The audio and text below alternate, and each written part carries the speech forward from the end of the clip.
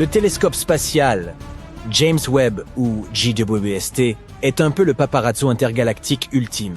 Il saisit des clichés de certaines des vedettes les plus célèbres de l'univers. Étoiles, galaxies, exoplanètes. Quoi que l'on désire, le télescope spatial James Webb le prend en photo.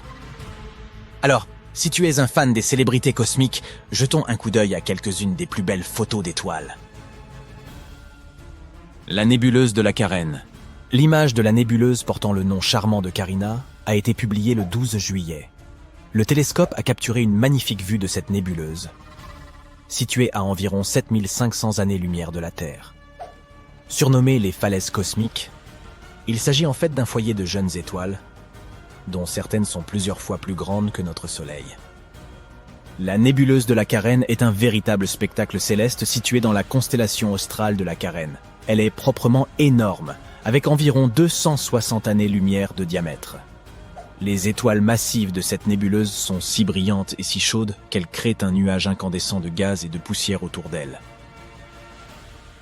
La nébuleuse de la Carène contient également des nuages tourbillonnants de gaz et de poussière où naissent de nouvelles étoiles. Le gaz s'effondre sous son propre poids, devient plus chaud et plus dense, et tout cela conduit finalement à la création de nouvelles étoiles. Cependant, la nébuleuse de la Carène n'est pas seulement un paisible lieu de formation d'étoiles. Elle est le théâtre de certains des événements les plus destructeurs de l'univers, capable de créer de prodigieuses ondes de choc qui anéantissent tout sur leur passage. C'est un majestueux chaos. Le quintet de Stéphane. Cette photo a également été publiée le 12 juillet. Le quintet de Stéphane est un groupe observable de 5 galaxies, situées à une immense distance de notre planète, soit environ 290 millions d'années-lumière dans la constellation de Pégase. C'est comme une réunion de familles cosmiques. Toutes ces galaxies sont liées les unes aux autres et interagissent les unes avec les autres d'une manière très intéressante. Elles s'étendent et s'attirent les unes les autres au moyen de leur gravité, échangeant constamment du gaz et de la poussière. Cette interaction entraîne la collision et la fusion de certaines galaxies, ce qui peut engendrer toutes sortes d'effets intéressants, comme des sursauts de formation stellaire et des supernovae. Grâce à James Webb, nous avons pu observer des ondes de choc, des queues de marée et d'autres détails étonnants de ces galaxies. Leurs interactions créent un spectacle époustouflant que l'on peut voir clairement sur cette photo. Jupiter. Et voici notre bonne vieille copine géante. Cette image a été publiée par la NASA le 22 août. Jupiter est la plus grande planète de notre système solaire. Elle est connue pour ses nombreuses lunes et ses magnifiques nuages tourbillonnants. Mais elle possède également un système d'anneaux, tout comme Saturne, qui sont constitués de minuscules particules de poussière en orbite autour de la planète. Ces anneaux sont beaucoup plus petits et moins visibles que ceux de Saturne, mais ils sont tout de même très intéressants. Jupiter possède également des aurores, qui sont des spectacles lumineux colorés se produisant dans l'atmosphère de la planète. Elles sont causées par les particules chargées du vent solaire qui interagissent avec le champ magnétique de Jupiter. Comme sur Terre, elles sont visibles près des pôles de la planète. Mais ces aurores sont beaucoup plus lumineuses et intenses que les nôtres. On peut même observer ce spectacle lumineux depuis l'espace. Et aujourd'hui, nous sommes enfin en mesure de capturer ce spectacle éblouissant. La photo du télescope spatial montre les aurores de Jupiter, ses anneaux et même 2 de ses lunes, Amalthée et Adrastée. Il est étonnant de voir à quel point elles sont nettes et lumineuses sur cette photo. La galaxie de la roue de Chariot. La NASA a publié cette image le 2 août. Cette photo nous montre la galaxie de la roue de Chariot et ses proches voisines. Cette galaxie doit évidemment son nom à sa forme circulaire et elle ressemble un peu à une roue de bicyclette, n'est-ce pas? Il s'agit d'une masse géante et tourbillonnante d'étoiles, de gaz et de poussière, située dans les profondeurs de l'espace. Elle a la forme d'une roue à fuseau, avec de longs bras en spirale. Ces bras sont maintenus en l'état par la gravité de la région centrale, qui abrite un trou noir supermassif. Mais la galaxie de la roue de Chariot est un peu différente des galaxies spirales qui lui sont apparentées. Elle s'est formée lorsqu'une galaxie plus petite est entrée en collision avec une galaxie plus grande, créant une onde de choc qui s'est propagée dans le gaz et la poussière environnante. Nous devrons certainement visiter cette galaxie un jour et cela promet sans doute d'être un voyage endiablé. La galaxie spirale M74. Et voici une autre galaxie spirale, La NASA a publié cette image le 22 juillet. Le télescope James Webb a dû traverser d'épaisses couches de poussière et de gaz pour distinguer ce magnifique amas d'étoiles. M74 appartient à une classe spéciale de galaxies spirales connue sous le nom de galaxies de grand style. Cela signifie que ces bras spiraux sont visibles et clairement dessinés. Il se passe toutes sortes de choses étonnantes à l'intérieur des galaxies spirales. Des supernovas, des étoiles naissant dans des nuages de gaz et de poussière, et bien d'autres merveilles cosmiques. Le gaz et la poussière incandescents, les étoiles brillantes et les motifs tourbillonnants des bras spiraux en font l'un des objets les plus frappants de l'univers. C'est ce que l'on peut clairement voir dans l'exemple de M74, la nébuleuse de la Tarentule. Cette image de la nébuleuse au nom effrayant de Tarentule a été publiée le 6 septembre. La photographie couvre pas moins de 340 années-lumière. C'est une distance colossale. Grâce à cette image, les astronomes ont découvert de nouvelles jeunes étoiles qui étaient auparavant masquées par la poussière. La nébuleuse de la Tarentule est située à 160 000 années-lumière de nous, dans le grand nuage de Magellan. C'est la plus grande et la plus brillante région de formation d'étoiles du groupe local, les galaxies les plus proches de notre Voie lactée. Elle doit son nom à sa forme, qui ressemble un peu aux pattes d'une grosse araignée. Il s'agit d'une vaste région de l'espace, d'environ 1000 années-lumière de diamètre, qui abrite certaines des étoiles les plus massives et les plus lumineuses de l'univers. L'une des raisons pour lesquelles la nébuleuse de la Tarentule intéresse les scientifiques est sa composition. Celle-ci est proche de celle des régions d'étoiles, dites du midi cosmique. Ce que l'on appelle l'état de notre univers lorsqu'il n'était âgé que de quelques milliards d'années. À cette époque, la formation d'étoiles était à son apogée. Grâce au télescope James Webb, nous pouvons mieux étudier cette galaxie et découvrir ce qu'était notre univers au sommet de sa gloire. Les anneaux de Neptune. Cette photo a été publiée le 21 septembre 2022. Sur cette photo, on peut même voir 6 petites lunes à côté de la planète, avec Triton qui brille de 1000 feux en haut à gauche. Tu ne pensais quand même pas qu'il s'agissait du Soleil, n'est-ce pas? Eh oui, Neptune a aussi des anneaux. C'est un peu l'accessoire cosmique ultime. Ils ajoutent une touche de glamour et de style à la planète. Mais à la différence des bagues de joaillerie, ces anneaux sont faits de petites particules de poussière, plutôt que de diamants et d'or. 5 anneaux ont été baptisés autour de Neptune. Les anneaux de Gale, le Verrier, Lassell, Arago et Adams. Les chercheurs pensent qu'ils sont relativement jeunes, bien plus jeunes que notre système solaire, et bien plus récents que les anneaux d'Uranus, par exemple. Ils ont probablement été créés lorsque l'une des lunes intérieures de Neptune s'est approchée trop près de la planète et a été déchirée par sa gravité. Nous n'avions pas été en mesure d'observer les anneaux de Neptune aussi nettement depuis le passage de Voyager 2 en 1989. C'est donc une excellente occasion d'observer ces anneaux de plus près. Les piliers de la création. Cette photo a été publiée le 19 octobre. Les piliers de la création sont devenus célèbres grâce au télescope Hubble. Mais cette photo est encore plus impressionnante et beaucoup plus détaillée. Ces colonnes, situées dans la nébuleuse de l'Aigle, mesurent environ 5 années-lumière de haut, ce qui est vraiment, vraiment grand. Et elles ressemblent à de majestueuses formations rocheuses, en beaucoup plus transparent. À l'instar d'un plateau de tournage hollywoodien, il déborde d'actions et d'effets spéciaux. 16 colonnes abritent certains des processus les plus spectaculaires de l'univers. Le gaz et la poussière s'effondrent sous l'effet de leur propre gravité, formant des amas qui finiront par devenir des étoiles. La région regorge de radiations intenses, de jets de particules à haute énergie et de supernovae. C'est comme une version cosmique de Survivor. Et comme si ce n'était pas assez effrayant en soi, voici une autre photo publiée par la NASA le 19 octobre. Elle a été partagée juste avant Halloween.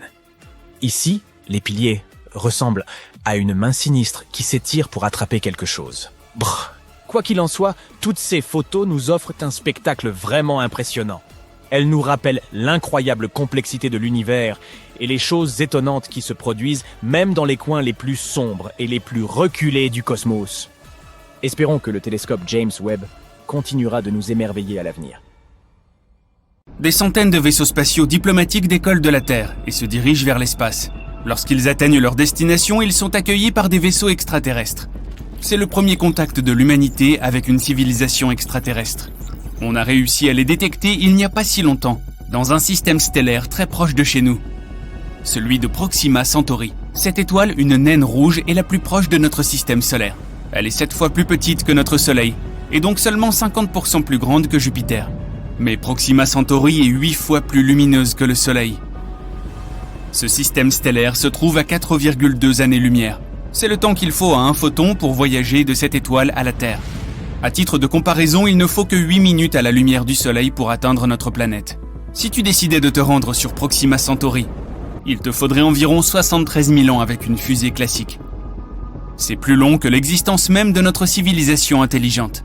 Mais ce n'est pas l'étoile elle-même qui nous intéresse, c'est la planète qui est en orbite autour d'elle. Il s'agit de Proxima Centauri b. Elle est 17% plus grande que la Terre et environ 10% plus lourde. Elle tourne autour de son étoile à une distance de 7,3 millions de kilomètres. À titre de comparaison, la Terre est à 150 millions de kilomètres du Soleil, soit 20 fois plus loin. Mais l'étoile haute, Proxima Centauri, est une naine rouge. Elle n'émet pas autant de lumière et de chaleur que notre Soleil. La planète Proxima Centauri b se trouve donc en plein dans la zone habitable de l'étoile. Elle est située à une distance si parfaite de son étoile mère qu'il n'y fait pas trop chaud et qu'elle ne se transforme pas non plus en un bloc de glace. En d'autres termes, la température qui y règne permet à l'eau d'exister à l'état liquide. Cela signifie que Proxima Centauri b pourrait abriter la vie. Mais d'autres observations de la planète ternissent quelque peu le tableau. L'étoile haute est très instable. Sa luminosité change trop fréquemment. En 2017, les astronautes ont été témoins d'un flash catastrophique. L'étoile a accru sa luminosité près de 1000 fois pendant 10 secondes. Avant cela, il y a eu un autre flash, plus faible. La planète a reçu une énorme quantité de radiation. S'il y avait eu de la vie là-bas, cette éruption l'aurait complètement anéantie. Dans l'ensemble, Proxima Centauri b reçoit environ 400 fois plus de rayons X que la Terre. Les organismes vivants complexes ne peuvent pas vivre dans de telles conditions. Les scientifiques affirment que même s'il y avait une atmosphère et un océan sur Proxima Centauri b, ce rayonnement constant les ferait tout simplement disparaître de la planète. Proxima Centauri b est si proche de son étoile haute qu'elle est en rotation synchrone avec celle-ci. Cela signifie qu'un côté de la planète est toujours tourné vers l'étoile, tout comme la Lune est toujours tournée vers la Terre du même côté. Cela signifie qu'une seule face de la planète reçoit cette terrible quantité de radiation. Et certains experts spéculent qu'une civilisation intelligente pourrait vivre sur le côté sombre de la planète. C'est peut-être cette civilisation qui nous a envoyé l'étrange signal que les astronomes ont capté en 2019. Les scientifiques l'ont décrit comme une éruption optique brillante et de longue durée, accompagnée d'une série de sursauts radio intenses et cohérents. Ce signal radio a été observé pendant 30 jours par l'un des radiotélescopes de la Terre. Les scientifiques ont pensé que le signal était artificiel et qu'il aurait pu être envoyé par une civilisation extraterrestre. On peut supposer que le signal provenait de Proxima Centauri b ou de l'une des lunes qui pourraient se trouver dans ce système stellaire. Mais d'autres observations n'ont pas permis de détecter à nouveau le signal. Désormais, la principale théorie affirme que ce signal radio n'était qu'une sorte d'interférence provenant d'une technologie terrestre. Mais que se passerait-il s'il avait vraiment été envoyé par une civilisation vivant sur la face cachée de Proxima Centauri b? Eh bien, nous pourrons bientôt le découvrir avec certitude. Un tout nouveau télescope est en train d'être lancé dans l'espace. Il s'agit du télescope spatial James Webb. Son lancement est prévu pour la fin de l'année 2021. Une fusée d'appoint décollera de la Terre et entrera en orbite. Puis elle livrera le télescope à un point précis, entre notre planète et le Soleil, où leurs forces gravitationnelles sont à peu près égales. De plus, il n'y a pas de pollution lumineuse dans l'espace, contrairement à la surface de la Terre. Il n'y a pas non plus de nuages ou d'autres conditions météorologiques qui pourraient gêner le télescope. Le télescope spatial James Webb remplacera le télescope Hubble, qui fonctionne depuis 1990. Ce nouveau télescope coûte 9,8 milliards de dollars. Et voici pourquoi. Il utilisera un miroir aussi large qu'un ring de boxe. Cela lui permettra de voir très loin dans l'espace. Si loin d'ailleurs, que la lumière de certains événements qui s'y déroulent n'aura pas encore atteint la Terre. Cela signifie que nous pourrons littéralement regarder dans le passé. Le télescope spatial James Webb verra l'univers presque immédiatement après le Big Bang. Nous verrons comment les premières étoiles et galaxies sont nées, et comment l'univers s'est transformé en ce que nous observons aujourd'hui. Mais ce télescope pourra aussi être utilisé pour examiner Proxima Centauri b. Les astronomes y chercheront de la lumière artificielle, comme les lumières LED que nous avons sur Terre. Si Proxima Centauri b abrite vraiment de la vie sur sa face sombre, Alors les habitants ont dû apprendre à transférer la chaleur et la lumière de sa face éclairée. Et ils doivent aussi utiliser une lumière artificielle pour alimenter la vie de leur côté. Le télescope spatial James Webb est suffisamment puissant pour distinguer les ondes lumineuses émises par l'étoile de celles qui pourraient être créées artificiellement du côté obscur de la planète. Et si nous détectons effectivement une lumière artificielle, nous aurons la toute première confirmation qu'une civilisation intelligente pourrait exister en dehors de notre système solaire. Mais il y a toujours une marge d'erreur dans les calculs et l'interprétation des données. La seule façon d'établir la vérité une fois pour toutes est d'envoyer une sonde spatiale vers Proxima Centauri B. Nous pourrons alors obtenir de vraies photos de la planète. Le principal problème est la distance. Bien que Proxima Centauri soit le système stellaire le plus proche de la Terre, il faut quand même des dizaines de milliers d'années pour s'y rendre. Après tout, la sonde spatiale Voyager 1 a eu besoin d'environ 44 ans rien que pour quitter le système solaire. Et ce n'est qu'un minuscule pas par rapport à la distance réelle de l'étoile la plus proche. Nous avons donc besoin d'autres méthodes de déplacement, et elles doivent être beaucoup plus rapides. Certains scientifiques veulent envoyer des microsondes vers Proxima Centauri B. Elles ne sont pas plus lourdes qu'une aiguille à coudre. Un véhicule de lancement déploiera environ 1 millier de ces sondes en orbite. Puis elles déploieront une voile spatiale. C'est un matériau ultra léger qui utilisera la puissance de la lumière pour créer une poussée. Lorsque la voile sera déployée, un puissant faisceau laser sera concentré sur elle. Cela accélérera les sondes jusqu'à environ 20% de la vitesse de la lumière. Ce sera un record de vitesse absolue selon les normes actuelles. Mais il faudra encore environ 21 ans pour que ces sondes atteignent leur destination. Et nous devrons attendre environ 4 ans de plus pour recevoir le premier signal de leur part. Le système stellaire de Proxima Centauri n'est pas le seul monde à accueillir potentiellement la vie. Et l'une des tâches du télescope spatial James Webb est d'en trouver d'autres. Les puissants instruments du télescope lui permettront de trouver des planètes relativement froides, où les températures sont proches de celles de la Terre. Nous pourrons étudier en détail environ 2 douzaines de systèmes stellaires proches. Et nous pourrons détecter non seulement les planètes elles-mêmes, mais aussi leurs lunes. Les scientifiques s'attendent à un bond dans la découverte d'exoplanètes. Dès la mise en service du télescope en 2022, nous détecterons constamment de nouveaux mondes et en apprendrons davantage sur ceux qui ont déjà été découverts. Le télescope spatial James Webb nous permettra aussi de mieux étudier notre propre système solaire, et notamment la lune de Jupiter baptisée Europe par exemple. Les scientifiques pensent qu'il pourrait y avoir de l'eau là-bas. Bien qu'Europe ressemble à un bloc de glace, l'interaction gravitationnelle de la Lune avec Jupiter réchauffe son noyau. Cela fait probablement fondre la glace située profondément sous la surface. Il est donc probable qu'il y ait un océan sous la croûte de glace. Des conditions similaires pourraient exister sur Encelade, la lune de Saturne. Cette lune est géologiquement active. Il y a des geysers qui jaillissent des fissures à la surface du satellite. Les instruments infrarouges du télescope spatial James Webb pourront explorer Europe et Encelade, à la recherche de biosignatures. Ce sont les traces d'activité d'organismes vivants ou de bactéries. Ce télescope est prévu pour fonctionner pendant environ 6 ans. Mais à l'avenir, nous en lancerons un encore plus grand. Il s'appelle LUVOIR, qui est l'acronyme de Large UV Optical Infrared Surveyor. Son miroir sera 2 fois plus grand que celui du télescope spatial James Webb et presque 7 fois plus grand que celui de Hubble. Il devrait être lancé en 2039 et mis en orbite à l'aide d'une fusée super lourde. Puis, il faudra livrer le télescope à sa destination, à 1,5 million de kilomètres de la Terre. Ensuite, il commencera ses observations. Nous pourrions apprendre à voyager plus vite que la vitesse de la lumière à ce moment-là. Ensuite, si nous trouvons une planète potentiellement habitable à l'aide du télescope, nous pourrons y envoyer une sonde spatiale ou même une équipe d'explorateurs. Dans ce cas, une rencontre diplomatique avec une civilisation extraterrestre pourrait devenir réalité. Cela fait maintenant plus d'1 an que le télescope James Webb, dont la construction aura pris plus de 20 ans, a été lancé. Et, au cours d'un laps de temps relativement bref, ce matériel ultramoderne, et le plus perfectionné de l'histoire, a déjà permis de nombreuses découvertes. En observant l'univers dans l'infrarouge, James Webb nous permet de voir des choses qu'aucun autre télescope n'avait jamais montrées auparavant. L'objectif principal de cet incroyable appareil est d'étudier la formation des galaxies et des étoiles qui sont apparues dans l'univers primordial. Par exemple, observons la pouponnière d'étoiles la plus proche de nous.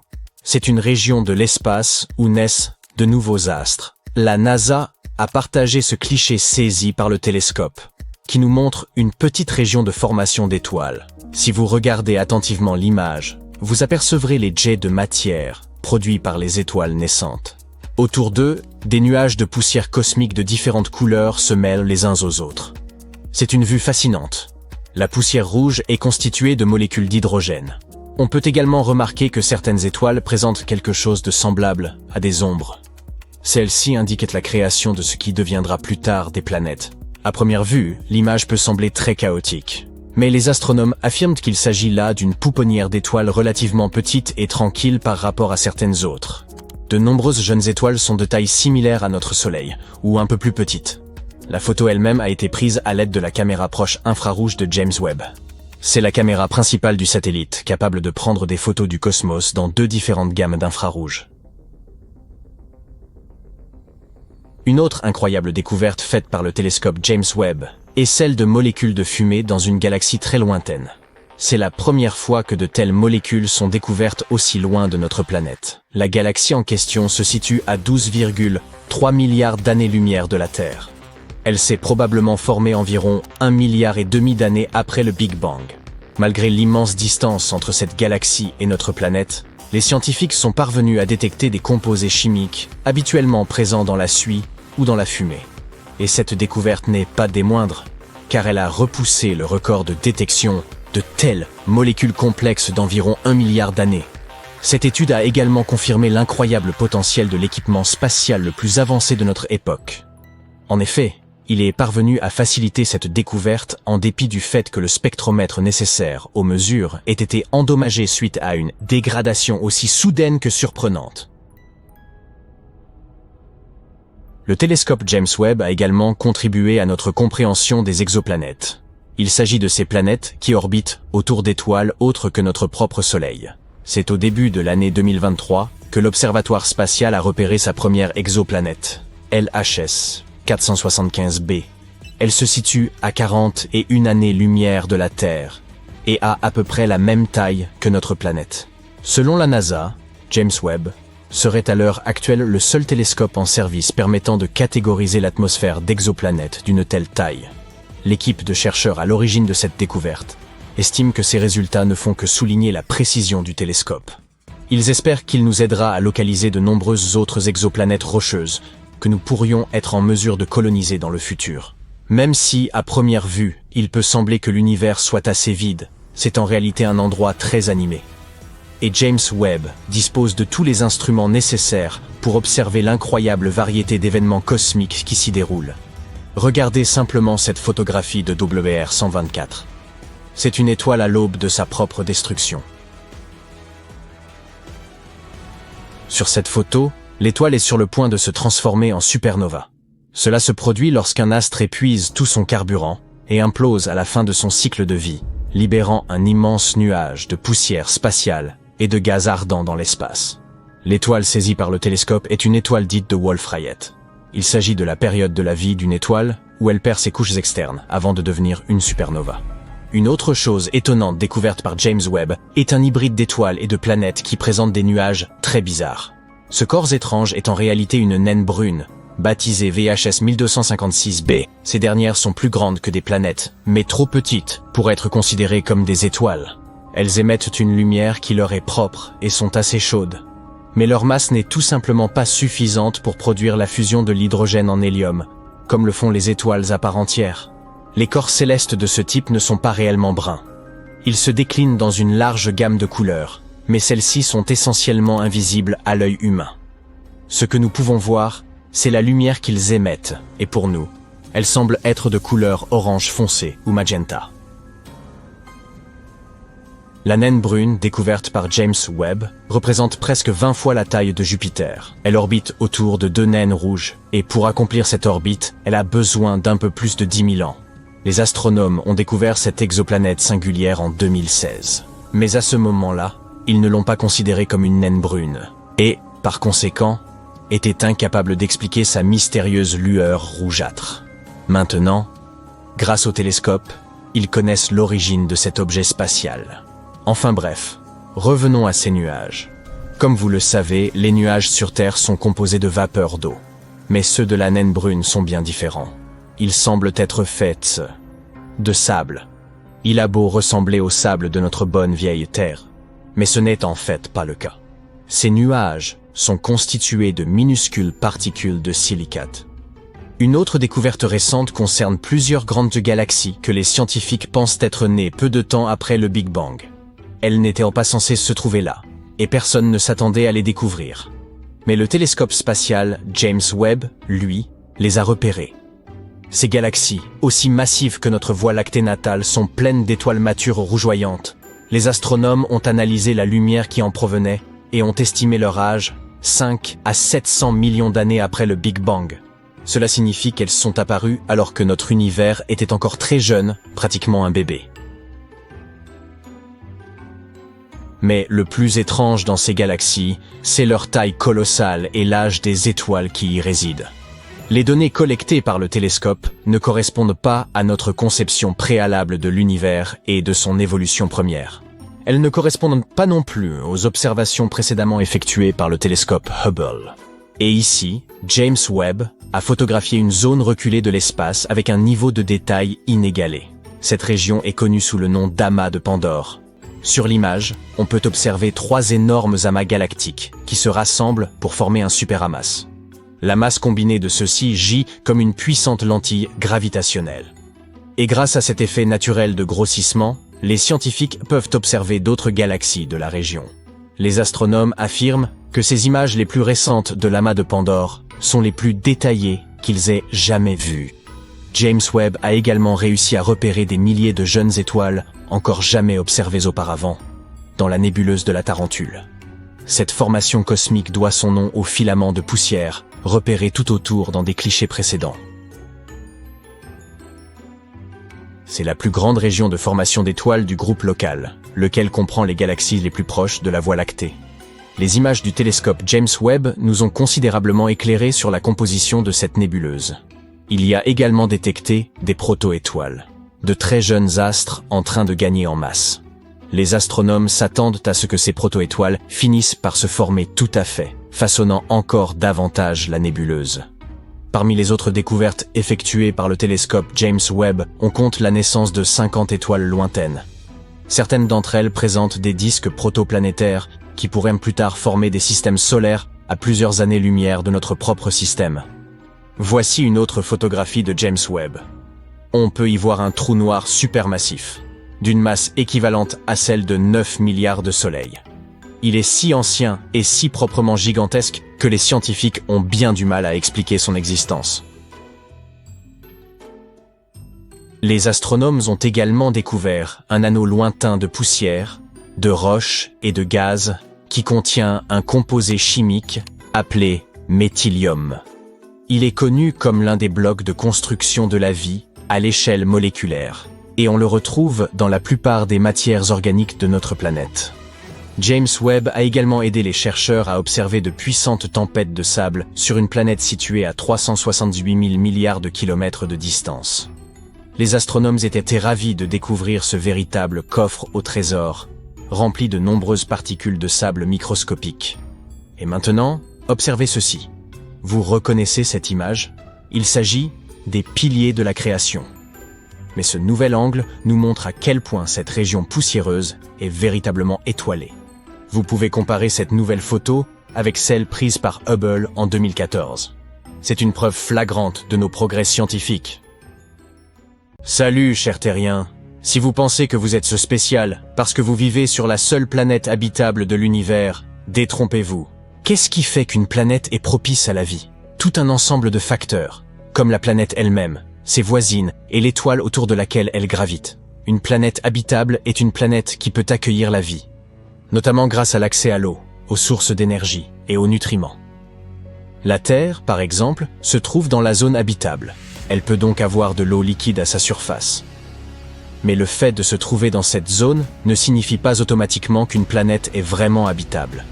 Des niveaux de radiation excessifs, par exemple, peuvent rendre une planète inhabitable, même si elle a la bonne température. En résumé, nous avons besoin d'eau, d'une bonne orbite et d'un ensemble de nutriments d'origine chimique que l'on peut trouver dans le tableau périodique des éléments de Mendeleïev ou dans vos friandises préférées. Regardez cette exoplanète, K2-18b. Le terme exoplanète ne signifie pas qu'elle est exotique, mais simplement qu'elle est située en dehors du système solaire. La plupart des planètes doivent être en orbite autour de quelque chose, à moins qu'il ne s'agisse de planètes vagabondes, c'est-à-dire des objets de la taille d'une planète qui flotte dans l'espace, mais ne tourne pas autour d'une étoile ou d'une naine brune. K2-18b, elle, est en orbite autour d'une naine rouge appelée K2-18. Il ne s'agit pas d'une étoile ordinaire visible à l'œil nu dans le ciel nocturne. Si cette étoile est difficile à observer, c'est en raison de sa faible luminosité.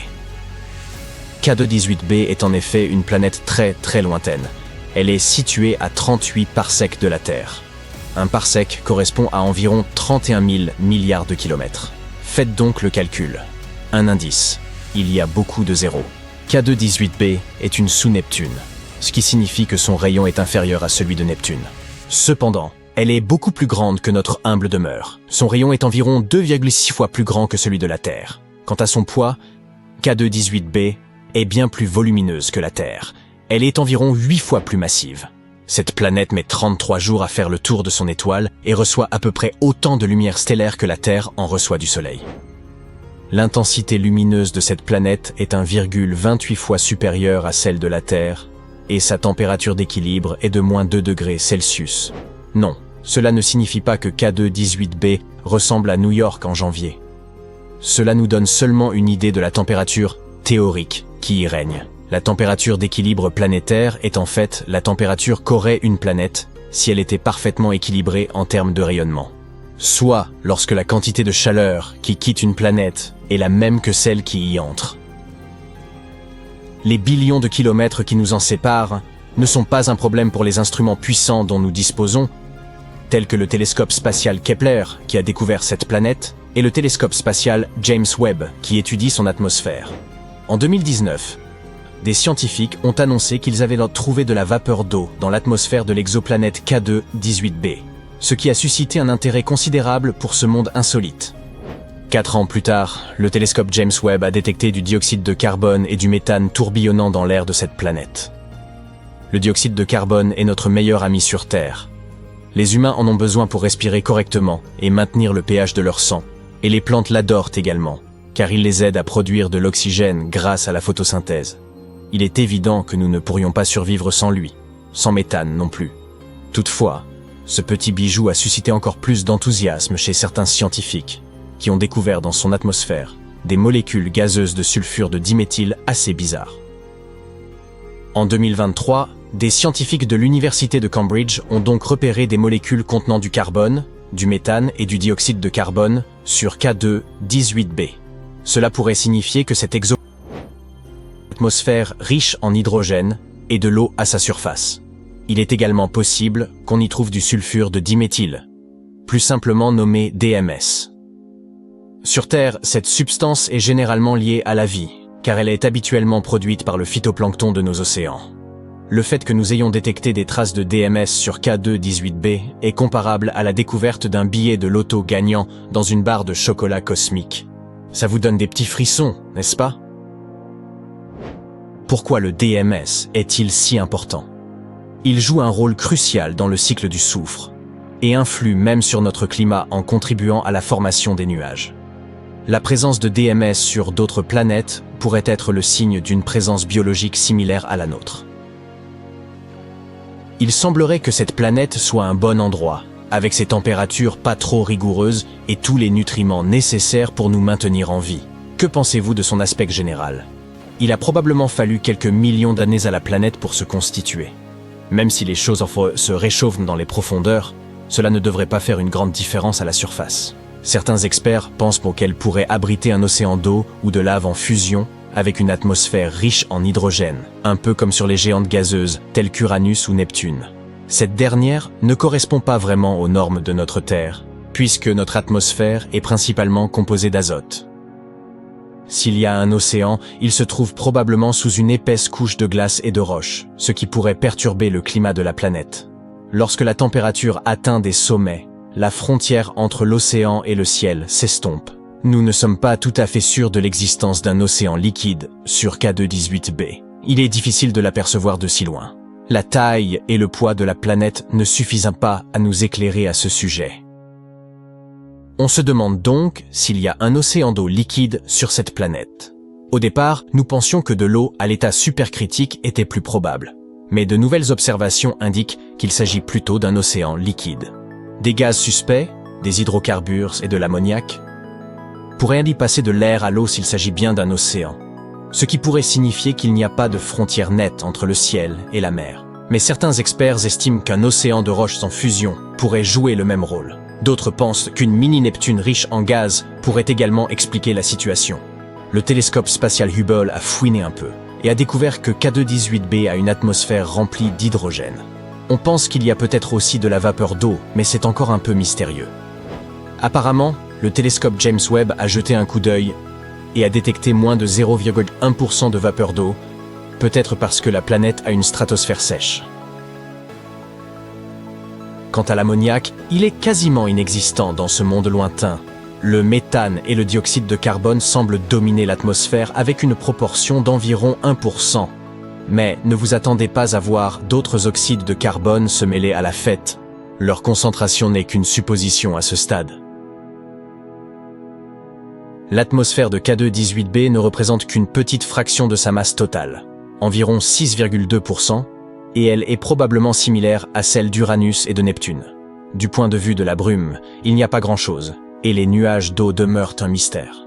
Il s'agit probablement de nuages glacés, mais il n'est pas exclu qu'il y ait aussi des nuages d'eau liquide. Outre l'eau, l'atmosphère pourrait également contenir des nuages de chlorure d'ammonium, de sulfure de sodium, de chlorure de potassium et de sulfure de zinc en fonction de la nature de la planète.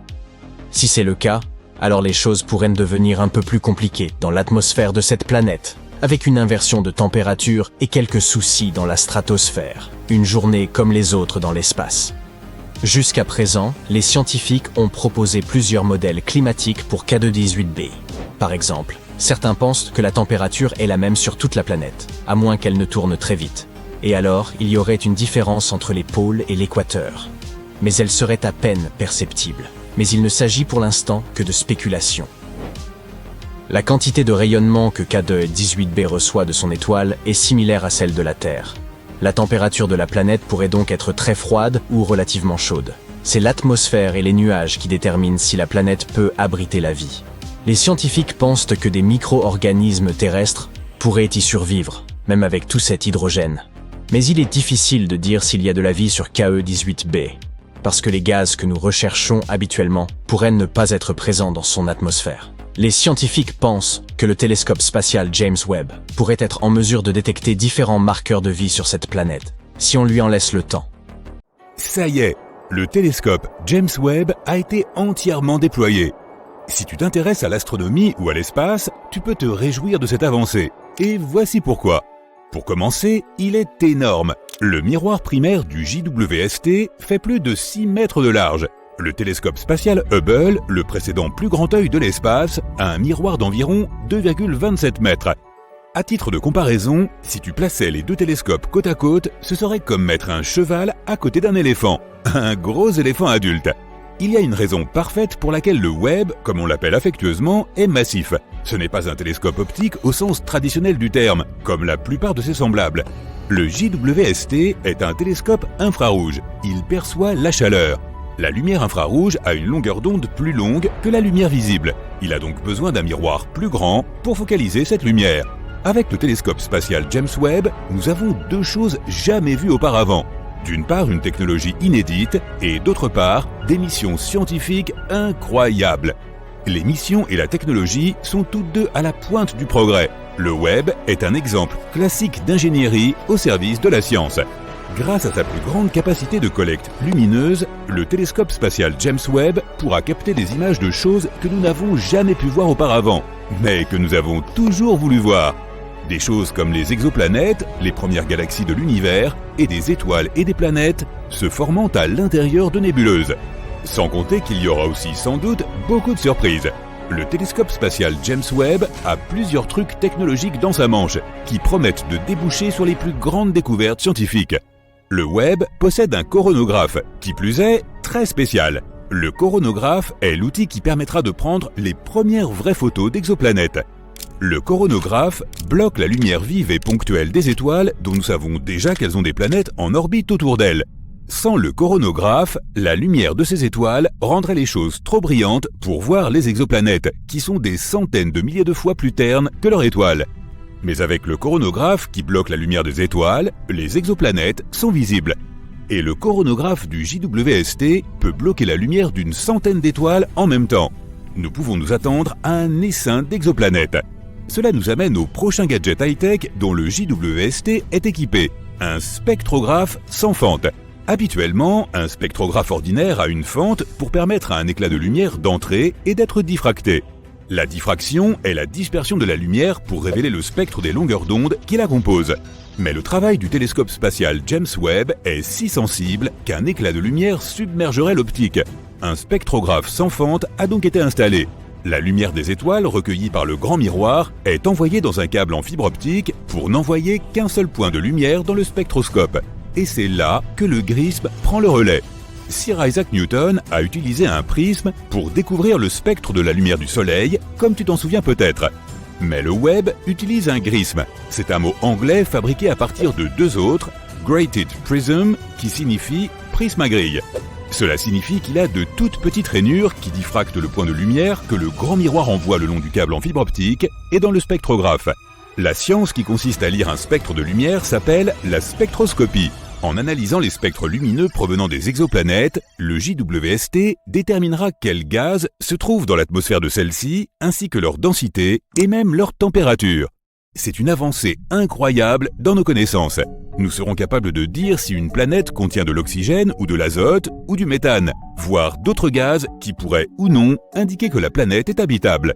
Une autre Terre peut-être. Actuellement, le JWST est stationné dans son emplacement permanent. Contrairement au télescope spatial Hubble qui tourne autour de la Terre, le télescope spatial James Webb tourne autour du Soleil. Il orbite autour du Soleil à l'un des points d'équilibre gravitationnel entre le système Terre-Soleil. Il reste simplement là, n'utilisant pas ou très peu de carburant pour maintenir sa position. Comme la Terre est en orbite autour du Soleil, le James Webb stationne à un endroit qui est aussi en orbite autour du Soleil. Il existe 5 points d'équilibre gravitationnel entre la Terre et le Soleil. On les appelle les points de Lagrange, du nom de leur découvreur, Joseph-Louis Lagrange, au XVIIIe siècle. Le Webb est stationné sur le point L2, le deuxième des 5 points de Lagrange, qui se trouve à 1,5 million de kilomètres dans l'espace, bien au-delà de la Lune. Tout cela pour observer un point de lumière infrarouge. Mais d'abord, les ingénieurs doivent trouver ou acquérir ce point de lumière. Pour obtenir un point de lumière infrarouge, les 18 miroirs hexagonaux ont dû être dépliés depuis leur position à l'intérieur de la fusée Ariane qui a envoyé le Webb dans l'espace. Une fois les miroirs dépliés, leurs positions doivent être ajustées avec une précision microscopique pour que les 18 miroirs produisent une seule image. Plusieurs moteurs minuscules sont fixés à chaque segment de miroir pour effectuer ces ajustements. Ces moteurs, qui doivent être activés individuellement, vont progressivement tirer les segments de miroir en forme de nid d'abeille pour les aligner. C'est une partie essentielle de la mission et il faut des mois pour la mener à bien. Pour aligner les miroirs, afin de produire un seul point lumineux, le télescope spatial James Webb ne doit pas être secoué. Il doit être maintenu absolument immobile. Et cela nécessite 2 autres technologies de pointe, le pare-soleil et le refroidisseur cryogénique. Dans l'espace, la lumière directe du Soleil est très chaude et l'ombre est très froide. C'est pourquoi le télescope spatial James Webb a apporté son propre pare-soleil de haute technologie qui est énorme puisqu'il est aussi grand qu'un court de tennis. Composé de 5 couches individuelles de film Kapton d'1 mm d'épaisseur seulement, chaque couche du pare-soleil a dû être déployée individuellement à distance à l'aide d'un système de 8 moteurs et 139 actionneurs comprenant des milliers de pièces. Le but du pare-soleil est d'aider le JWST à rester froid. Plus il est froid, mieux c'est. Quant au refroidisseur cryogénique, il sert à le rendre encore plus froid. La température peut être mesurée de 3 façons différentes. En degrés Fahrenheit, où l'eau gèle à 32 degrés et bout à 212. En degrés Celsius, où l'eau gèle à 0 degrés et bout à 100 degrés. Mais aucun de ces thermomètres n'a de point de départ. Au XIXe siècle, Lord Kelvin a donc imaginé une 3e échelle de température, l'échelle Kelvin, qui commence au 0 absolu, la température la plus froide possible. Le refroidisseur cryogénique embarqué refroidira le JWST à seulement 7 degrés Kelvin, soit 7 degrés au-dessus du 0 absolu. À cette température, pratiquement toute la chaleur des moteurs sera éliminée et le télescope pourra se focaliser sur la lumière d'un seul point sans qu'aucun bruit, autrement dit mouvement, n'interfère avec la qualité de l'image. Enfin, après que toute cette incroyable technologie ait été mise en fonctionnement à distance et comme prévu, nous sommes presque prêts à observer les images infrarouges du miroir géant multisegmenté dont dispose le télescope spatial James Webb. Presque prêt. Un télescope peut collecter toute la lumière qu'il veut, mais au final, il doit aussi être capable de détecter ce qu'il a collecté. Si la lumière n'est pas détectée, elle n'est pas vraiment observée. C'est là qu'interviennent les détecteurs infrarouges. Le Webb en possède 15. Ce matériau semi-conducteur spécialement fabriqué produit une légère charge électrique lorsqu'il est frappé par un photon de lumière infrarouge. Les détecteurs infrarouges du Webb peuvent produire une image haute définition d'1 million de pixels. Quelques-uns des détecteurs peuvent même produire une image de 4 millions de pixels. Ils doivent être suffisamment durables pour durer 10 à 20 ans, sans se déformer ou se corrompre, tout en travaillant à 7 degrés au-dessus du zéro absolu. À eux seuls, les détecteurs infrarouges du JWST sont une merveille d'ingénierie. Mais de quoi vont-ils prendre des photos? On en vient aux missions du JWST. Elles sont aussi à la pointe du progrès. 70 des 280 premières observations cibles sont des exoplanètes. Y a-t-il une autre Terre? Quelles exoplanètes semblent habitables? Le télescope Webb fournira une analyse spectroscopique détaillée de l'atmosphère de milliers d'exoplanètes connues. Pour la première fois, nous verrons des images d'exoplanètes telles qu'elles apparaissent dans la lumière infrarouge. La cosmologie, l'étude de l'univers, est peut-être la mission principale du Webb. Les galaxies qui s'éloignent si vite que leur lumière est étirée dans l'infrarouge seront une cible de choix pour l'étude. Des centaines d'heures d'observation sont nécessaires pour recueillir la faible lumière infrarouge de ces premières galaxies formées après le Big Bang. Le JWST nous donnera une image de ce à quoi ressemblait l'univers naissant. Les astronomes apprendront de nouvelles informations sur l'énergie noire, qui est à l'origine de l'expansion de l'univers, et sur le rôle que jouent peut-être les trous noirs dans la formation des galaxies. La formation d'étoiles dans la Voie lactée et les galaxies proches fait aussi partie des missions du Webb. En donnant une image à des centaines de systèmes solaires se formant autour d'étoiles naissantes, les astronomes établiront une histoire précise du développement des systèmes solaires. Désormais, les faits remplaceront la théorie et un grand pas en avant sera fait dans notre compréhension de l'espace. Le télescope spatial James Webb est un projet audacieux qui marquera un jalon important dans l'histoire de la science. La recherche d'extraterrestres est en cours. Avec le lancement réussi du télescope James Webb, la recherche de planètes comparables à la Terre est devenue un sujet passionnant qui retient l'attention du monde entier. Au-delà du télescope James Webb, d'autres outils sont utilisés pour trouver de bonnes candidates semblables à la Terre. Le satellite TESS et le télescope Kepler sont à l'avant-garde de la recherche de nouvelles terres. Une fois que nous aurons écarté quelques questions philosophiques épineuses, nous examinerons de près ces deux recherches et ce que le télescope James Webb espère trouver. Alors, pourquoi cherchons-nous des planètes semblables à la Terre? Parce qu'on peut. Des progrès incroyables dans la technologie des télescopes terrestres ont permis des observations ultra précises de la lumière des étoiles qui ont conduit à la première découverte d'exoplanètes. Lorsque les planètes tournent autour des étoiles, il y a une interaction gravitationnelle entre la planète et l'étoile. Elles s'attirent mutuellement. L'attraction exercée par une planète sur une étoile fait que la lumière de l'étoile oscille légèrement d'avant en arrière, lorsque les deux corps spatiaux tournent autour de celle-ci. Cela a toujours été le cas, mais l'oscillation de la lumière des étoiles n'a jamais pu être détectée, car la lumière des étoiles scintille toujours. Tu sais, scintille, scintille. Bref. L'optique adaptative dans les télescopes est la percée technologique qui a permis aux astronomes de découvrir des exoplanètes en supprimant le scintillement de la lumière des étoiles.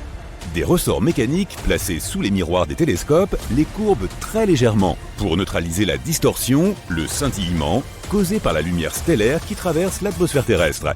Sans le scintillement de la lumière des étoiles, on peut observer la légère oscillation causée par les étoiles, qui exercent une attraction gravitationnelle sur leurs astres. Plus l'oscillation est grande, plus il y a de planètes. C'est ce qu'on appelle la méthode astrométrique de détection des exoplanètes. N'est-ce pas un peu compliqué ? L'existence de systèmes stellaires entiers et littéralement de milliers d'exoplanètes a été déduite sur la base d'étoiles proches en analysant les motifs ondulatoires de la lumière des étoiles. Mais les planètes elles-mêmes ne pouvaient pas être vues. Tout à coup, notre système solaire n'est plus unique. Les astronomes se sont emballés devant la conclusion inéluctable que toutes les étoiles possédaient probablement leur propre planète. Il est devenu impossible de ne pas se poser la question suivante. La Terre est-elle unique ou existe-t-il d'autres terres? Mais pourquoi importe-t-il autant de trouver des planètes semblables à la Terre? Si l'on considère toutes les ressources financières que les pays développés consacrent à la recherche de planètes habitables, on peut dire sans hésiter qu'il s'agit de quelque chose d'extrêmement important. Avec le lancement du télescope James Webb, qui a coûté 10 milliards de dollars américains, le télescope spatial Kepler, qui a coûté 550 millions de dollars, et le satellite TESS, qui a coûté 200 millions de dollars, l'investissement dans la recherche de planètes semblables à la Terre est certainement de la plus haute importance. Si l'on garde à l'esprit que ces coûts ne couvrent que le matériel et que l'on veut avoir une idée de l'ampleur de la recherche, il faut également inclure les salaires d'une équipe de chercheurs, de docteurs et d'étudiants de 3e cycle, recrutés dans les universités, les agences spatiales nationales et les institutions privées du monde entier. Nous en conclurons que trouver une autre Terre est une entreprise vraiment gigantesque. Et si nous en trouvons une, alors la Terre n'est plus seule. Ce n'est pas que nous puissions aller sur l'une de ces planètes de sitôt, les voyages interstellaires nécessitent des percées physiques et technologiques que nous ne sommes pas prêts d'atteindre. Mais le seul fait de savoir qu'il existe des planètes dans la Voie lactée qui ressemblent à la Terre dans tous ses aspects essentiels, comme l'eau liquide, l'oxygène et l'habitabilité, rendra l'espace moins inquiétant, plus accueillant et plus passionnant à étudier et à explorer. Cela pourrait également nous rendre plus fiers de notre planète et faire de nous tous de meilleurs terriens. La triple mission à la recherche d'autres terres, le télescope Kepler, le satellite TESS et le télescope James Webb utilisent des approches distinctes pour trouver des exoplanètes. Et l'acronyme TESS nous indique quelle est cette méthode. Le T signifie transit, et c'est la clé de toute la recherche d'exoplanètes. E signifie, tu l'as deviné, exoplanète. La cible de notre recherche d'une autre Terre, S, signifie survey ou étude, parce que TESS examine des centaines de milliers d'étoiles proches. Et S signifie satellite, parce que TESS est en orbite autour de la Terre, contrairement au télescope spatial James Webb, qui sera en orbite autour du Soleil. Lorsqu'une planète passe devant une étoile, cela s'appelle un transit. La planète bloque une partie de la lumière provenant de l'étoile. Cette diminution ou gradation de l'étoile peut être mesurée. L'atténuation de la lumière des étoiles nous apprend beaucoup de choses sur une planète. En connaissant la luminosité de l'étoile et l'atténuation de sa lumière lors d'un transit devant elle, nous pouvons déduire si la planète est géante ou si elle est proche. Mais nous ne saurons pas distinguer si elle est l'un ou l'autre. Est-elle géante ou proche? Jusqu'à ce que l'orbite de la planète soit également chronométrée. Cela signifie que notre satellite TESS doit prendre des vidéos de longue durée de ces étoiles. Des vidéos d'étoiles, voilà qui plairait à Hollywood. Le satellite TESS n'a pas de télescope. Il utilise 4 caméras CCD pour retransmettre en direct des vidéos de longue durée d'autant d'étoiles que possible. Des centaines de milliers d'étoiles. Pourquoi tant d'étoiles? Parce que pour observer le transit d'une planète, celle-ci doit passer directement entre les caméras du satellite TESS et l'étoile elle-même. Si une planète ne se trouve pas exactement entre l'astre et l'angle de caméra de TESS, elle ne pourra pas être vue car elle n'altérera pas la lumière stellaire. Les transits planétaires sont rares. Par exemple, Vénus ne passe dans le champ de vision de la Terre que tous les 200 ans. Pourtant, les caméras de TESS observent de nombreux transits planétaires parmi les centaines de milliers d'étoiles dont elles prennent des vidéos en continu. Et tu sais ce que ça signifie? Cela signifie qu'il doit y avoir des centaines ou des milliers de fois plus de planètes que celles qui sont observées par la méthode des transits. La conclusion que chaque étoile pourrait être entourée de planètes semble donc inévitable. Les planètes sont partout. Et maintenant, tadam! Le télescope spatial James Webb, avec son miroir géant de 6,50 m de large, se joint à la recherche. C'est un prodige technologique, une merveille du monde moderne, un miracle d'ingénierie avancée. L'attente est à son comble, mais avec cette anticipation accrue vient une quantité presque égale de trépidation. Et certaines choses peuvent encore mal tourner avant que le télescope spatial James Webb ne renvoie ses premières images.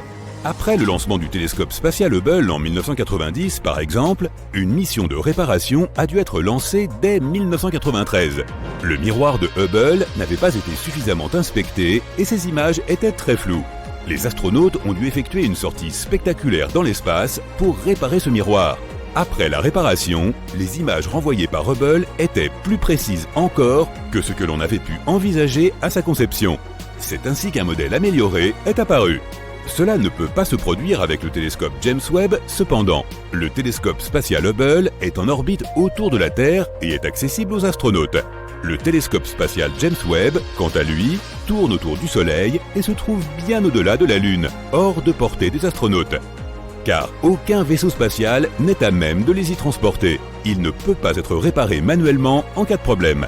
Pour ajouter aux difficultés, le télescope spatial James Webb ne dispose que d'une seule caméra embarquée pour inspecter les dommages qu'il pourrait subir ou les dysfonctionnements mécaniques qui pourraient se produire dans l'environnement difficile de l'espace interplanétaire. Toute réparation à distance devra être effectuée en aveugle depuis la Terre. Le télescope spatial James Webb est maintenant entièrement déployé. Les 18 segments de miroir devront être alignés pour produire une image unique. Ce processus, d'une importance cruciale, prendra plusieurs mois après le déploiement du télescope. 70 des 286 premières missions d'observation du télescope visent des exoplanètes. Grâce aux données des précédentes recherches, le télescope n'aura pas à perdre de temps à rechercher celles-ci. Leurs emplacements et leurs orbites sont déjà connus. Le télescope James Webb ira droit à leur rencontre. Le télescope spatial James Webb n'est pas un télescope optique dans le même sens que le télescope spatial Hubble ou tout autre télescope ordinaire qui capte la lumière visible. Il perçoit la lumière infrarouge. Les images des planètes devraient ressembler à des points lumineux, un peu flous si elles ont une atmosphère. Ces spectres planétaires fourniront le plus d'informations sur une exoplanète. Tout gaz entourant une exoplanète absorbera une partie de la lumière des étoiles lorsque celle-ci traversera son atmosphère.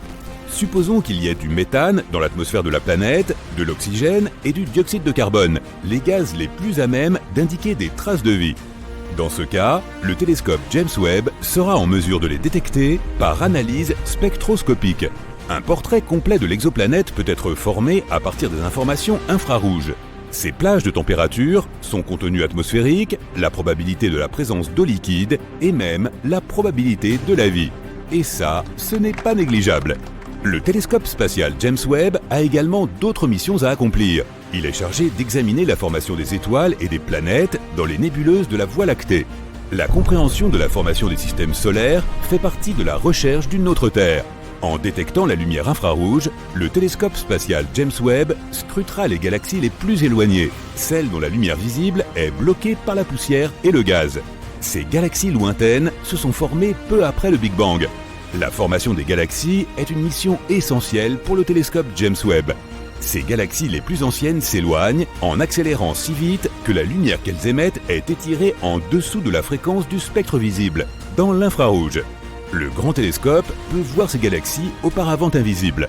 Nous espérons en apprendre davantage sur la mystérieuse énergie noire qui est à l'origine de l'expansion de notre univers à une vitesse toujours croissante. Nous avons donc bon espoir que le télescope spatial James Webb élargira considérablement nos connaissances sur cet univers étonnant dans lequel nous vivons tous. Le télescope spatial James Webb a récemment découvert le plus vieux trou noir jamais observé. Il s'agit d'un monstre ancien aussi massif qu'1,6 million de soleils. Et il est tapi 13 milliards d'années dans le passé, au centre d'une galaxie naissante. Ce trou noir supermassif est apparu à peine 440 millions d'années après le début de l'univers. Mais ce n'est là qu'un des innombrables trous noirs qui ont atteint des dimensions terrifiantes dès l'enfance du cosmos. Soit la période située environ 100 millions d'années après le Big Bang. C'est à ce moment-là que notre jeune univers a commencé à briller. Et ça a duré 1 milliard d'années. La découverte du plus ancien trou noir de l'univers peut apporter aux astronomes des réponses à des questions essentielles. Par exemple, comment ces tourbillons spatiaux ont-ils pu prendre de l'ampleur aussi rapidement après la naissance de l'univers? Et comment même sont-ils apparus? Vous voyez, les trous noirs de l'univers primitif ne pouvaient pas croître de manière aussi silencieuse et régulière que les trous noirs modernes. Ils devaient donc forcément se former et croître de manière singulière. Parallèlement, à notre époque, on estime que les trous noirs naissent de l'effondrement d'étoiles gigantesques. Ils grandissent en dévorant sans arrêt du gaz, de la poussière, des étoiles et d'autres trous noirs. La friction créée par ce processus fait chauffer la matière qui s'enroule ensuite en spirale dans le trou noir et émet la lumière que nos télescopes finissent par détecter. Pour repérer le trou noir le plus ancien, les scientifiques ont utilisé 2 caméras infrarouges, le détecteur d'infrarouge moyen et celui de l'infrarouge proche du télescope James Webb.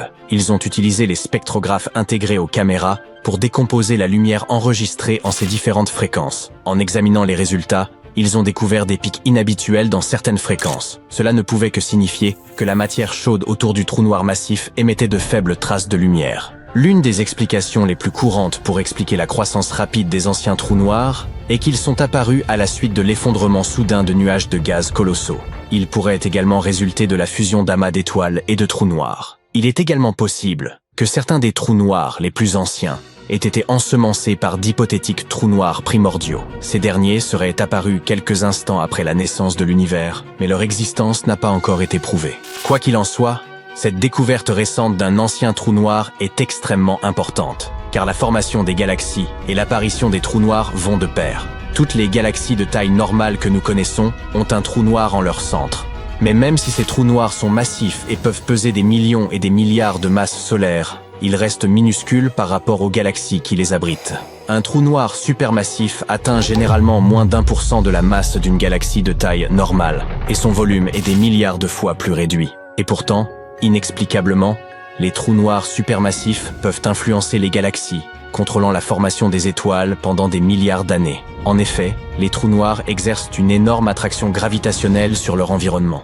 Le gaz, la poussière et les étoiles qui s'approchent trop près d'un trou noir se retrouvent piégés. Beaucoup de matière s'entasse dans l'espace autour d'un trou noir puis chauffe, car c'est ce que font les matériaux lorsqu'ils sont comprimés. Bientôt, tout ce qui se trouve autour du trou noir s'aplatit en un disque très fin, appelé disque d'accrétion, et commence à tourbillonner autour du trou noir. Les astronomes pensent que ce processus est à l'origine de la mystérieuse relation entre les trous noirs et leurs galaxies hôtes. Il s'agit d'un lien entre la masse du trou noir supermassif et la dispersion de la vitesse du gaz dans le noyau galactique. Ce cycle contrôle également le taux de formation d'étoiles, qui est un élément crucial de l'évolution des galaxies. Si ce processus délicatement équilibré se dérègle, les flux sortant des trous noirs peuvent donc y devenir trop importants, ce qui a pour effet non seulement de chauffer le gaz dans une galaxie, mais aussi, à terme, de l'éliminer. Dans ce cas, la formation d'étoiles peut ralentir, voire s'arrêter complètement. Si les événements majeurs de fusion galactique peuvent avoir des conséquences aussi dramatiques, c'est simplement en raison d'une trop grande quantité de matière qui tombe trop rapidement dans le trou noir central.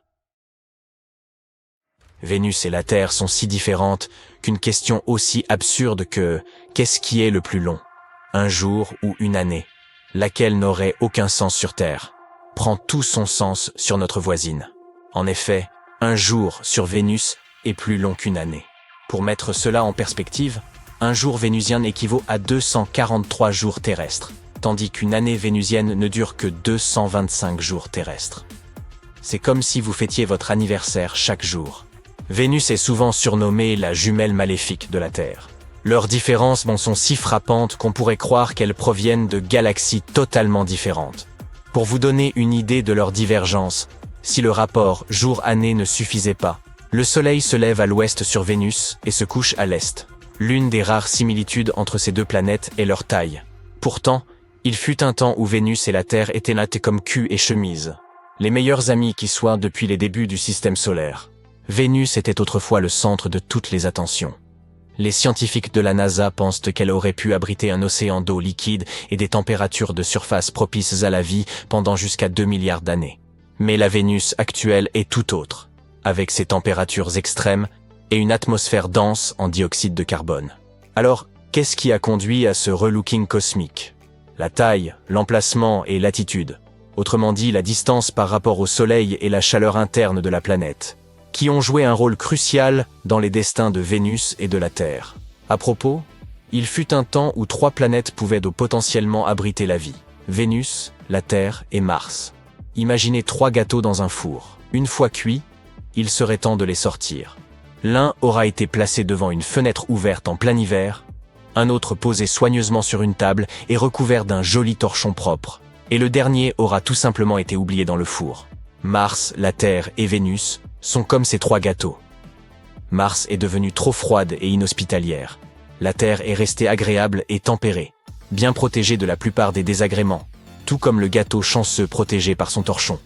Et Vénus est devenue brûlante et proprement immangeable. En termes de développement, la Terre a suivi une voie lente et régulière, préservant ses océans, son atmosphère stable et sa biodiversité. Vénus, en revanche, a accru sa température, vu s'évaporer ses océans, et n'a pas lésiné sur les gaz à effet de serre. En conséquence, nous avons une planète où vous fondrez plus vite qu'un bonhomme de neige au mois de juillet. Mars, au contraire, vous transformerait en glaçon en quelques secondes. Toutefois, il se pourrait qu'elle ait été assez accueillante.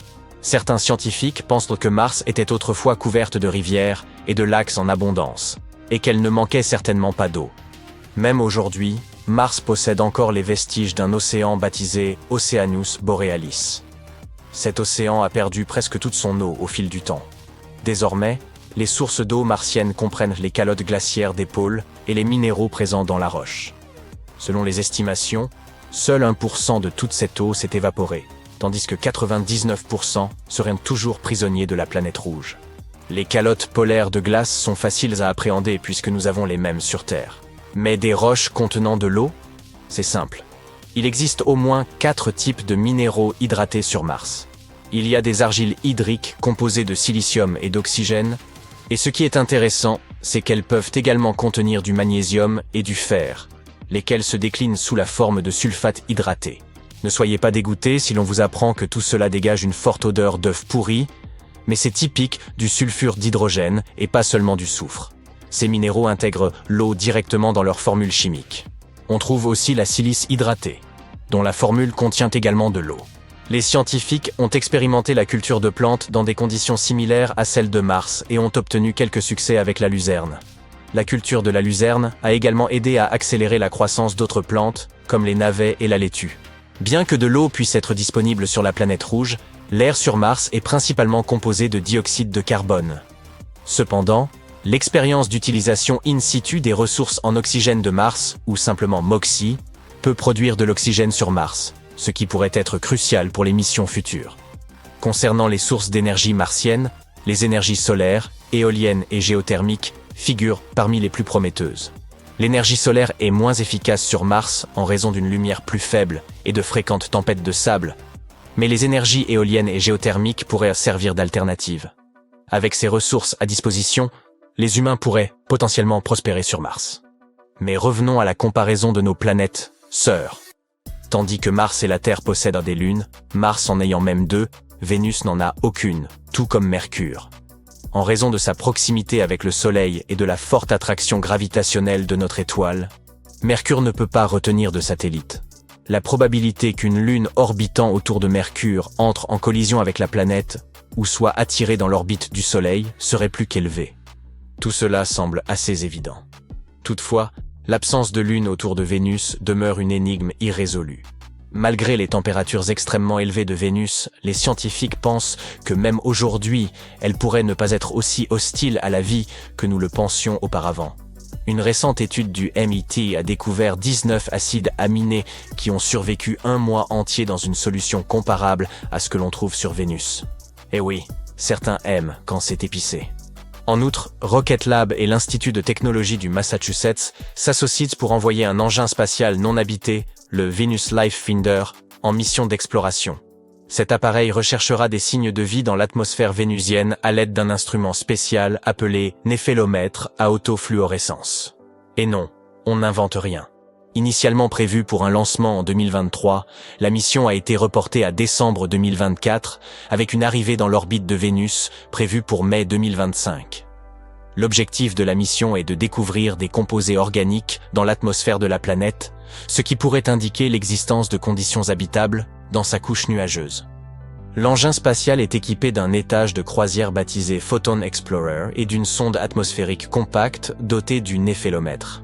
La sonde descendra à travers l'atmosphère vénusienne, collectant des données sur les particules nuageuses et les composés organiques. En 2020, des scientifiques ont annoncé la découverte de phosphine sur Vénus, un composé potentiellement lié à la vie. Ils travaillent encore à confirmer cette découverte, en utilisant des données provenant de télescopes ou même de missions antérieures. Il se pourrait que des preuves soient cachées dans les anciennes données reçues de Vénus par la NASA, lesquelles pourraient apporter plus de clarté sur cette découverte. La possible présence de phosphine sur Vénus a éveillé à la fois enthousiasme et prudence parmi les scientifiques. Pour confirmer cette hypothèse, davantage de données issues de télescopes ou de nouvelles missions spatiales sont nécessaires. Si ce gaz est effectivement détecté, cela pourrait indiquer l'existence d'une forme de vie produisant de la phosphine dans les nuages de Vénus, marquant ainsi un grand pas vers une meilleure compréhension de la planète. Certains experts estiment que l'envoi de sondes vers Vénus pour détecter directement la phosphine serait la méthode la plus fiable pour confirmer sa présence. Il se pourrait même qu'une mission de la NASA des années 80 ait déjà détecté cette phosphine, mais que cette découverte soit passée inaperçue à l'époque. Aujourd'hui, les données sont réévaluées pour identifier toute preuve négligée de la présence de ce gaz. Cela pourrait également indiquer que la phosphine est présente dans l'atmosphère de Vénus depuis des décennies, soulevant des questions sur son origine. Cependant, cette interprétation ne fait pas l'unanimité, et un débat s'est engagé parmi les scientifiques sur la nature réelle des gaz détectés. Les anciennes données provenant d'autres missions pourraient également receler des indices de la présence de phosphine sur Vénus. Tandis que de nouveaux engins spatiaux s'apprêtent à explorer la planète, la clé pour résoudre ce mystère pourrait bien se trouver dans des archives vieilles de plusieurs décennies. À ce jour, 46 missions spatiales ont été envoyées vers Vénus, certaines profitant de l'assistance gravitationnelle de la planète lors de son survol. La dernière fois qu'un engin spatial a réussi à atterrir sur Vénus remonte à juin 1985, lors de la mission Vega 2. À présent, nous n'avons plus qu'à attendre de voir quelle découverte nous réserve Venus Life Finder.